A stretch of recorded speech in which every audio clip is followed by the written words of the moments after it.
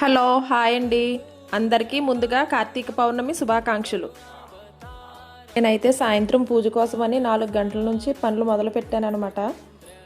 స్నానం చేసి వచ్చేసరికి పంతులు గారు అయితే వచ్చేసారండి. మేము ఎప్పుడూ కూడా పౌర్ణమికి ఉపవాసం ఉండి సాయంత్రం పంతులు గారికి అయితే స్వయంపాక దానం, శాలిగ్రామ దానం, అలాగే దీపదానం, దక్షిణ తాంబూలం పెట్టి ఆయన ఆశీర్వాదం అయితే తీసుకున్నామండి. ఇక నేను మా అత్తగారు అయితే సాయంత్రం తులసమ్మ దగ్గర దీపాలన్నీ రెడీ చేసుకున్నామండి. వరిదుబ్బుని తెచ్చి తులసమ్మ దగ్గర అయితే పెడతాము. మేము గౌరీదేవిగా భావించి వరిదుబ్బుకు కూడా పూజ చేస్తాము.